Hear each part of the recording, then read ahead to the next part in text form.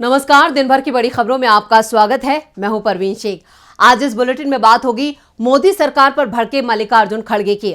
अडानी को राहत देने की तैयारी की। बात करेंगे मोदी सरकार के खिलाफ किसानों के हल्ला बोल की। गहलोत सरकार के बजट में बड़े ऐलान के। जानेंगे त्रिपुरा चुनाव में बीजेपी पर लग रहे हैं क्या आरोप, IMF से क्यों लटकी पाकिस्तान की डील। और बुलेटिन के आखिर में बात होगी सुप्रीम कोर्ट से मोदी सरकार को लगे झटके की। लेकिन तमाम बड़ी खबरों से पहले एक नजर सुर्खियों पर। बीजेपी शासित राज्य ही लागू नहीं कर रहे प्रधानमंत्री फसल बीमा योजना।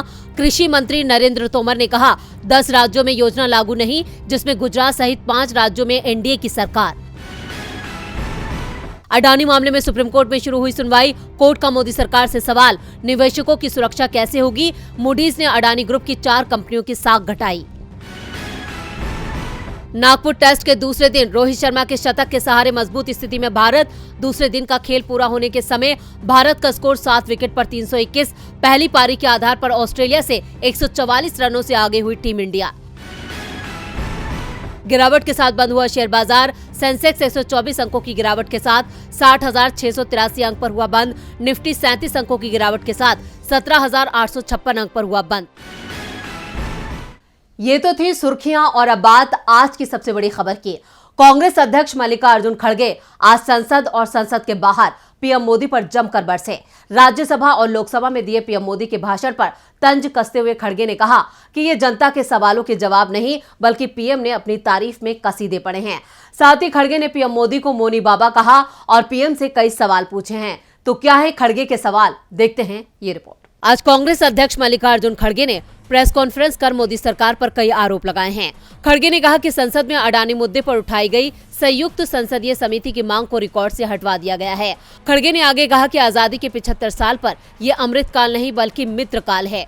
उन्होंने कहा कि संसद के दौरान विपक्ष की ओर से उठाए गए तमाम मुद्दों को बिना तवज्जो दिए पीएम मोदी ने एक चुनावी भाषण दिया है। खड़गे ने संसद में अपने भाषण के दौरान एक शेर पढ़ते हुए केंद्र सरकार पर हमला किया था। खड़गे ने कहा है कि उनकी शायरी के एक हिस्से को भी रिकॉर्ड से हटा दिया गया है। उन्होंने कहा कि सदन में शायरी की परंपरा पूर्व प्रधानमंत्री अटल बिहारी वाजपेयी के जमाने से चली आ रही है। इससे क्या तकलीफ थी, इसे क्यों रिकॉर्ड से हटाया गया, ये बोलने की आजादी का हनन है। इसके साथ ही खड़गे ने पीएम मोदी से कई सवाल भी पूछे। ये सवाल है, क्या अडानी घोटाले की जांच नहीं होनी चाहिए? क्या LIC का पैसा जो अडानी की कंपनियों में लगा है उसकी गिरती कीमतों पर सवाल नहीं पूछा जाना चाहिए? SBI व दूसरे बैंकों द्वारा अडानी को दिए गए 82,000 करोड़ लोन के बारे में सवाल नहीं पूछा जाना चाहिए? क्या कारण है कि मोदी जी और पूरी सरकार संसद में अडानी शब्द भी नहीं बोलने देती? क्या कारण है कि RBI, SEBI, ED, SFIO, corporate affairs minister, income tax, CBI सब शांत हैं और वो अडानी की जांच के नाम पर आंखें मूंदे बैठे हैं? क्या ये नहीं पूछा जाना चाहिए कि टैक्स हेवन से अडानी की कंपनियों में आने वाला हजारों करोड़ रुपया किसका है? क्या मोदी जी ने अडानी के एजेंट के तौर पर श्रीलंका और बांग्लादेश में ठेके दिलवाए? किस किस और किस मुल्क में जाकर प्रधानमंत्री ने अडानी की मदद की? खड़गे के तेवरों से साफ है कि अडानी मामले पर विपक्ष पीएम मोदी के आगे झुकने वाला नहीं है। खड़गे ने अपने तेवरों से साफ कर दिया है कि पीएम मोदी के सामने विपक्ष हार नहीं मानेगा और अडानी मुद्दे पर लड़ाई जारी रहेगी। इधर सरकार ने एक ऐसा फैसला लिया है जिसका खामियाजा पंजाब की भगवंत मान सरकार को भुगतना पड़ सकता है। क्या है पूरी खबर, देखते हैं ये रिपोर्ट। अडानी मामले पर संसद से लेकर सड़क तक संग्राम छिड़ा है। जैसे ही हिंडनबर्ग की रिपोर्ट सामने आई, वैसे ही विपक्ष ने अडानी को लेकर मोर्चा खोल दिया और सरकार की जमकर घेराबंदी की। अभी अडानी मामले में जांच होना बाकी है, लेकिन इस बीच मोदी सरकार के एक फैसले का जमकर विरोध हो रहा है। दरअसल पंजाब के थर्मल प्लांट के लिए केंद्र सरकार श्रीलंका के जरिए अडानी ग्रुप के मुद्रा पोर्ट होते हुए झारखंड से कोयला मंगवा रही है। कोयला झारखंड की कोल माइन से पहले श्रीलंका जाएगा, उसके बाद वहां से गुजरते हुए अडानी ग्रुप के मुद्रा पोर्ट पर पहुंचेगा। मुद्रा पोर्ट से इस कोयले को रेल के जरिए पंजाब लाया जाएगा। केंद्र सरकार ने कोयला सप्लाई के पूरे रूट को रेल शिप रेल नाम दिया है। इस नए रूट की वजह से पंजाब सरकार को 1 टन कोयले के लिए लगभग 1800 रुपए अतिरिक्त चुकाने पड़ेंगे। केंद्र सरकार की इस नई RSR योजना के खिलाफ पंजाब की आप सरकार और राज्य के कांग्रेसी नेताओं ने मोर्चा खोल दिया है। उन्होंने इसे पंजाब की जनता जनता पर अतिरिक्त बोझ बताया है। पंजाब सरकार का कहना है कि इससे कोयले के दाम सीधे तौर पर 3 गुना बढ़ जाएंगे। इस समय पंजाब सरकार को महानदी कोलफील्ड्स लिमिटेड से रेल के जरिए कोयला मंगवाने पर प्रति टन 4,950 रुपए देने पड़ते हैं। इस रूट से कोयला रेलवे के जरिए 1800 किलोमीटर का सफर तय कर 5 से 6 दिन में पंजाब पहुंच जाता है। केंद्र सरकार के नए RSR रूट में ये सफर बढ़कर 5,800 किलोमीटर हो जाएगा। प्रति टन कोयले की लागत भी 6,750 रुपए हो जाएगी। समय भी 5 से 6 दिन से बढ़कर 20 से 25 दिन हो जाएगा। इस खर्च को लेकर लोकसभा सांसद मनीष तिवारी ने सवाल उठाए हैं। वहीं पंजाब के बिजली मंत्री हरभजन सिंह ETO ने केंद्र सरकार की नई व्यवस्था को पंजाब के साथ धोखा बताया है। अब जब खर्च बढ़ेगा तो विपक्ष तो हल्ला करेगा ही, लेकिन सवाल उठता है क्या मोदी सरकार की ये कोशिश अडानी ग्रुप को फायदा पहुंचाने की है? अडानी मुद्दे पर पूरे देश में हंगामा मचा है, लेकिन मोदी सरकार अडानी पर मेहरबान है। इधर किसान मोदी सरकार की मेहरबानी के लिए तरस रहे हैं कि कब उनकी मांगों को मोदी सरकार पूरा करेगी, कब मोदी सरकार किसानों पर मेहरबान होगी। आज किसानों ने एक बार फिर मोदी सरकार के खिलाफ महापंचायत की है। लोकसभा चुनाव से पहले किसानों ने मोदी सरकार की मुश्किलें बढ़ाने का फैसला कर लिया है। किसान एक बार फिर दिल्ली घेरने की तैयारी में हैं। 20 मार्च को देश भर के किसान एक बार फिर दिल्ली पहुंच रहे हैं। हरियाणा के कुरुक्षेत्र में संयुक्त किसान मोर्चा की बैठक में ये फैसला लिया गया और इस पर यूपी के मुजफ्फरनगर की किसान महापंचायत ने भी अपनी मोहर लगा दी है। इस महापंचायत में बिजली मीटरों को लेकर भी लड़ाई तेज करने का ऐलान किया गया है। किसान नेता राकेश टिकैत ने कहा कि PSC नहीं, मिलिट्री बुलाओ पर मीटर नहीं लगेगा। सरकार अपने मीटर की सुरक्षा करे। चोरी बढ़ रही है, सरकार किसानों को परेशान कर रही है, बड़ी कंपनियों को बिजली बेची जा रही है, देश में नागपुर पॉलिसी चल रही है। टिकैत ने कहा कि किसानों की जमीन छीनने की तैयारी है, गलत तरीके से भूमि अधिग्रहण किया जाता है। ये कंपनी की सरकार है। उन्होंने ऐलान किया कि 26 जनवरी 2024 को पूरे देश में ट्रैक्टर परेड होगी। किसान महापंचायत में भारतीय किसान यूनियन के महासचिव युद्धवीर सिंह ने कहा कि मोदी सरकार ने 6 साल में किसानों की आय दुगनी करने का दावा किया, लेकिन किसानों की आय बढ़ने की जगह घट गई। अब 2047 को लेकर सपने दिखा रहे हैं। मोदी सरकार खेती पर निवेश कम कर रही है। सरकार MSP नहीं, कर्ज देने की बात कर रही है। किसानों पर दबाव बना रही है कि खेती के लोन अडानी से लो। ये जमीन कुर्क करने की तैयारी है। अगर सरकार 85 करोड़ को मुफ्त राशन दे रही है तो समझ लो देश की आर्थिक स्थिति ठीक नहीं है। भाकियू ने कहा कि 20 मार्च को देश भर का किसान दिल्ली कूच करेगा। केंद्र सरकार ने जो लिखित वादे किए थे उन्हें याद दिलाया जाएगा। किसानों की इस महापंचायत से आने वाले चुनावों में मोदी सरकार की मुश्किलें बढ़ सकती हैं। मुश्किलें तो आज CM अशोक गहलोत ने बीजेपी की बढ़ा दी हैं। राजस्थान के मुख्यमंत्री ने अपने कार्यकाल का आखिरी बजट पेश किया। इस दौरान CM गहलोत ने विधानसभा में पुराना बजट पढ़ दिया, जिसके बाद मंत्री महेश जोशी ने उन्हें बीच में ही रोक दिया। लेकिन आज सदन में पेश बजट से गहलोत ने एक तीर से कई निशाने साधे हैं। राजस्थान के मुख्यमंत्री अशोक गहलोत राज्य के अगले वित्त वर्ष का बजट पेश करने सुबह 11 बजे विधानसभा पहुंचे। जैसे ही उन्होंने बजट भाषण पढ़ना शुरू किया, विपक्ष ने हंगामा करना शुरू कर दिया।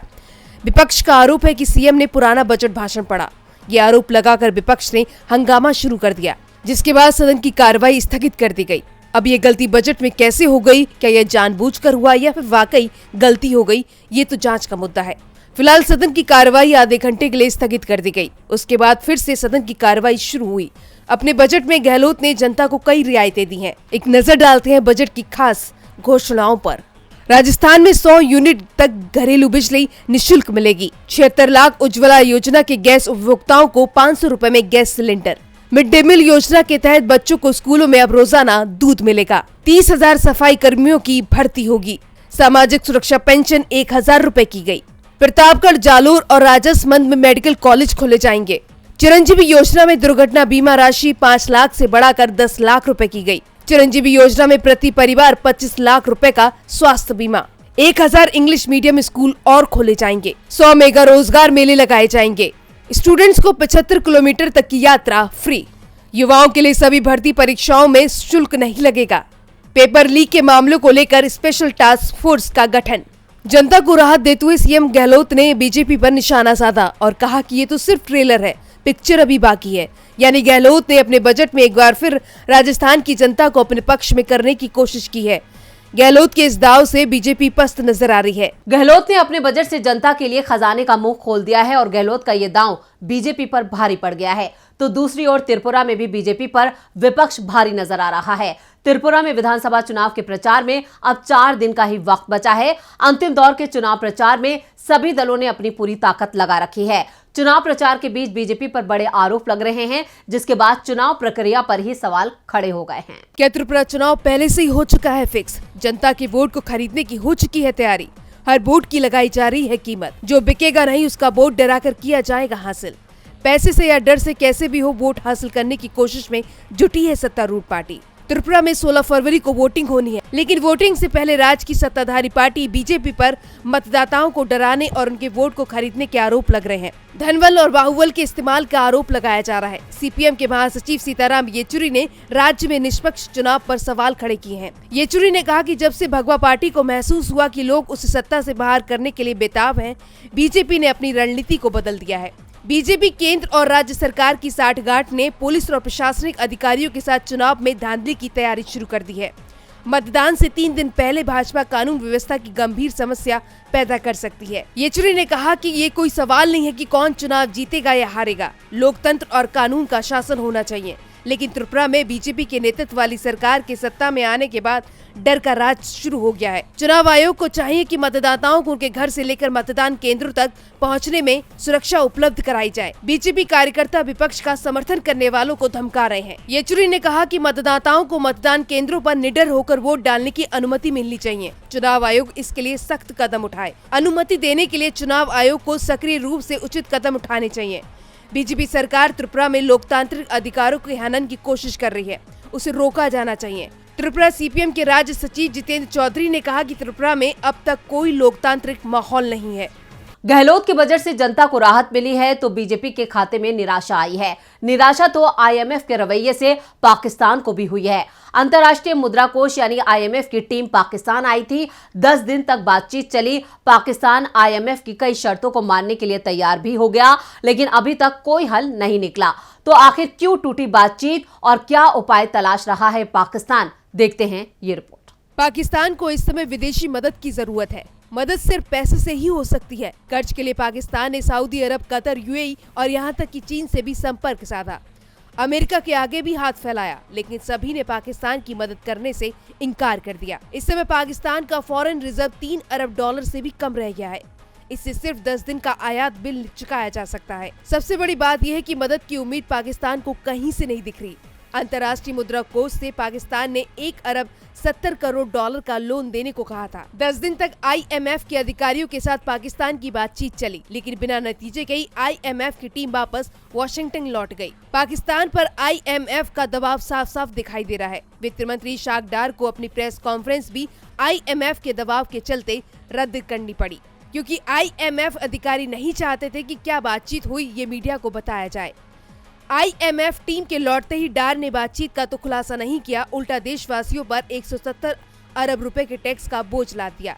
नया टैक्स 4 महीने के अंदर ही वसूल किया जाना है। पाकिस्तान की चिंता है कि अगर जल्द ही उसे आर्थिक मदद नहीं मिली तो उसकी स्थिति भी श्रीलंका जैसी हो जाएगी। पाकिस्तान के प्रधानमंत्री शहबाज शरीफ कह रहे हैं कि हमारा जीना मुश्किल हो गया है। हर खर्च के लिए हमें आईएमएफ की ओर देखना पड़ रहा है। और बुलेटिन के आखिर में बात सुप्रीम कोर्ट से मोदी सरकार को लगे झटके की। पीएम मोदी पर बनी बीबीसी की डॉक्यूमेंट्री पर बैन लगाने वाली याचिका को सुप्रीम कोर्ट ने खारिज कर दिया। हिंदू सेना की तरफ से दायर याचिका को खारिज करते हुए सुप्रीम कोर्ट ने तल्ख टिप्पणी की और कहा, हमारा समय बर्बाद मत कीजिए। कोर्ट ने जिस तरह से याचिका को खारिज किया है उसे मोदी सरकार के लिए झटका माना जा रहा है। क्या है पूरी खबर, देखते हैं ये रिपोर्ट। आज मोदी सरकार को बड़ा झटका लगा है। पीएम मोदी पर बनी डॉक्यूमेंट्री को सरकार ने तत्काल प्रभाव से देश भर में बैन कर दिया था, लेकिन उसके बावजूद देश के शिक्षण संस्थानों में ये डॉक्यूमेंट्री देखी गई, जिस पर विवाद भी खड़ा हुआ। 2002 के गुजरात मामले पर आधारित बीबीसी की डॉक्यूमेंट्री और भारत में बीबीसी के काम पर रोक लगाने वाली याचिका को सुप्रीम कोर्ट ने खारिज कर दिया। कोर्ट ने कहा कि ये पूरी तरह से गलत है, हम ऐसा आदेश कैसे दे सकते हैं। साथ ही जस्टिस संजीव खन्ना और जस्टिस एम सुंदरेश की बेंच ने यह भी पूछा कि एक डॉक्यूमेंट्री देश को कैसे प्रभावित कर सकती है। इस याचिका में कोई मेरिट नहीं है। दरअसल हिंदू सेना के प्रमुख विष्णु गुप्ता ने ये याचिका दायर की थी। कोर्ट में विष्णु गुप्ता की वकील पिंकी आनंद ने तर्क दिया कि बीबीसी जानबूझकर भारत की छवि खराब कर रहा है। याचिका में डॉक्यूमेंट्री के पीछे की साजिश की राष्ट्रीय जांच एजेंसी से जांच कराने की मांग भी की गई थी, लेकिन अदालत ने वकील पिंकी के तर्क को सिरे से खारिज कर दिया। अदालत अदालत ने कहा, सर्वोच्च अदालत इस तरह के आदेश को कैसे पारित कर सकता है। याचिका पूरी तरह से गलत है और ये याचिका सुनने योग्य नहीं है और इसलिए इसे खारिज किया जाता है। आपको बता दें कि मोदी सरकार के आदेश के बाद से बीबीसी की documentary India the Modi question को पिछले महीने सोशल मीडिया के सभी प्लेटफॉर्म से हटा दिया गया था। 21 जनवरी को मोदी सरकार ने सूचना प्रौद्योगिकी नियम 2021 के तहत डॉक्यूमेंट्री शेयर करने पर कई यूट्यूब वीडियो और ट्विटर पोस्ट को ब्लॉक करने का निर्देश दिया था। तो आज इस बुलेटिन में बस इतना ही। देखते रहिए डीबी लाइव। नमस्कार।